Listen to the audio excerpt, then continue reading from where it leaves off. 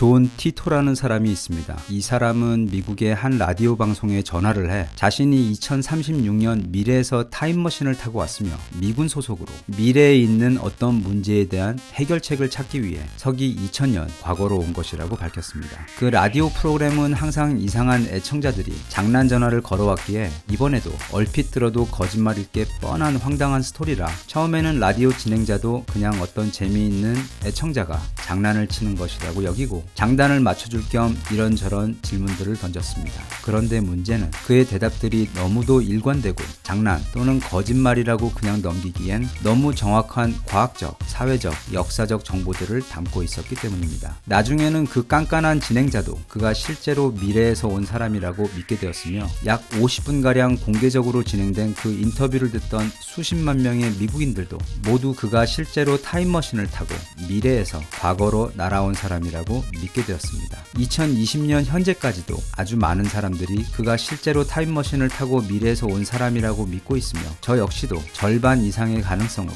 그렇게 믿고 있습니다. 그런데 여기서 우리에게 중요한 건 그가 인터뷰 도중 한국에 대한 이야기를 했다는 점입니다. 존 티토는 현재 자신이 살고 있는 2036년 아시아의 상황이 여기 이 지도와 같다고 말했습니다. 2036년 세계 초강대국으로 부상한 한국은 중국 땅의 상당 부분과 베트남을 통째로 흡수했으며 일본을 식민지로 두고 있습니다. 이 지도를 보고 어떤 분들은 분명 이렇게 말씀하실 겁니다. 저건 말도 안 돼. 어떻게 한국이 저렇게 강해질 수 있어? 한국이 세계 초강대국이라니 말이 되는 소리를 해야지. 세계 초강대국 중 하나인 일본을 식민지로 두겠다니 정신승리 오지네. 뭐 대략 이런 식으로 한국이 근미래에 세계 초강대국으로 부상하는 것은 말도 안 되는 소리라고 비웃는 반응은 지금도 쉽게 접할 수 있습니다. 그런데 다른 사람들이 비웃던 말던 저는 개인적으로 위 지도와 같은 상황이 실제로 근미래에 현실로 찾아올 것이라고 거의 확신에 가깝게 믿고 있습니다. 사실 2040년을 전후해서 한국이 세계 최강대국이 될 것이라는 예측은 존 티토 말고도 많이 있었습니다. 한 예로 세계 3대 투자자로 불리는 짐 로저스 아저씨는 아주 가까운 미래에 한국이 중국과 일본은 물론 독일과 같은 서방의 선진국들도 앞지르고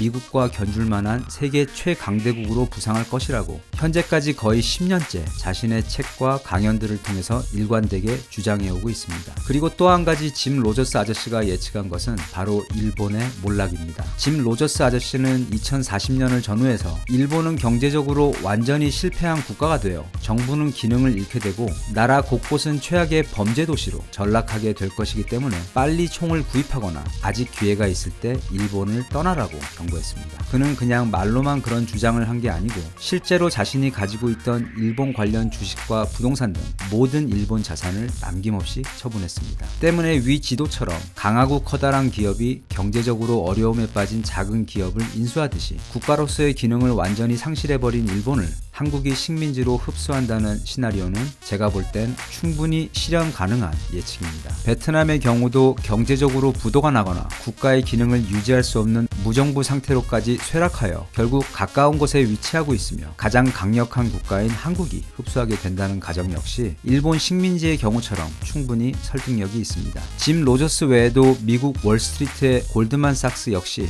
과거 경제 전망 보고서를 통해 2040년을 전후해서 한국이 미국과 함께 세계 G2 국가가 되어 있을 것이라고 예측한 바 있습니다. 사람의 인생도 그렇지만 세계 상황은 쉬지 않고 변합니다. 250년 전만 해도 미국이라는 나라는 아예 없었고 100년 전만 해도 현재 세계 최고 강대국이며 또는 부유국인 독일이라는 나라도 사우디아라비아라는 나라도 없었으며 60년 전만 해도 한국은 세계에서 가장 못 사는 국가로 당시 꽤 잘 살았던 필리핀이나 캄보디아와 같은 국가들과는 비교조차 될 수 없을 정도로 가난한 나라였습니다. 하지만 지금은 전 세계 10위 안에 들 정도로 잘 살고 강력한 국가가 되어 있습니다. 만약 1960년쯤에 누군가 앞으로 60년 후 한국은 세계 전자제품 시장에서 일본을 누르고 최고가 되어 있을 것이며 세계 선박 시장에서도 세계 1위를 하게 될 것이며 자동차도 만들어 세계 5위 안에 들 것이며 군사력도 세계 6위가 될 정도의 강력한 군대를 보유하고 있을 것이고 음악과 드라마 그리고 영화를 세계로 수출하여 세계인들이 한국어로 한국어로 노래를 따라 부르고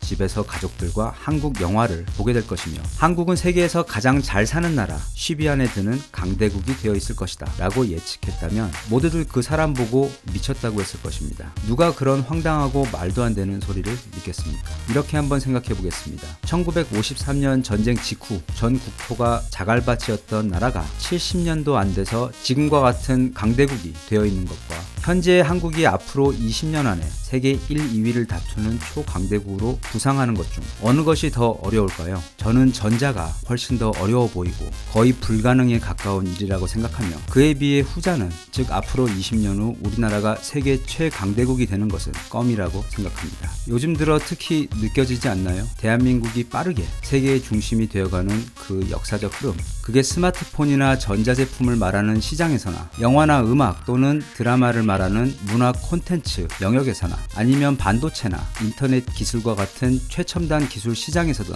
대한민국은 현재 이미 세계 최고의 국가가 되어 있습니다. 그리고 최근 일본과의 여러 번에 걸친 대결을 통해 드러났듯이 실제 맷집과 국제 정치적 전투력에 있어서 일본은 이제 한국의 상대가 되지 못할 정도로 그동안 대한민국은 엄청나게 강해졌습니다. 중국이나 미국도 예전처럼 마음대로 한국을 휘두를 수 없을 정도로 한국은 이미 대국이 되어 있습니다. 그리고 현재 진행 중인 이번 사태를 타개하는 과정에서 대한민국은 세계인들 앞에서 세계에서 가장 높은 기술력을 가지고 있으며 가장 안전하고 가장 안정적인 국가 운영 능력을 가진 가장 신뢰할 수 있는 국가로 범글로벌적으로 인정을 받고 있습니다. 그렇게 코리아라는 이름은 지금 빠르게 세계 최고의 명품 브랜드가 되어가고 있습니다.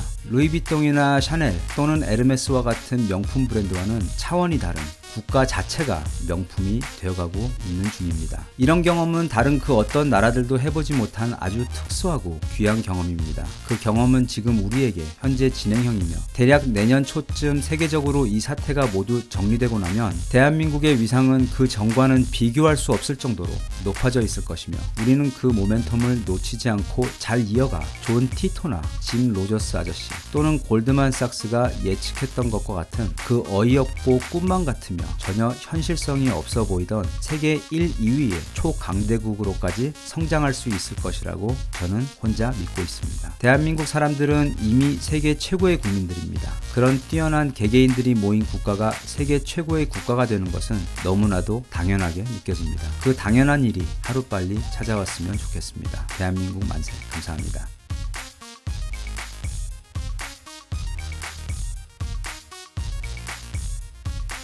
Sana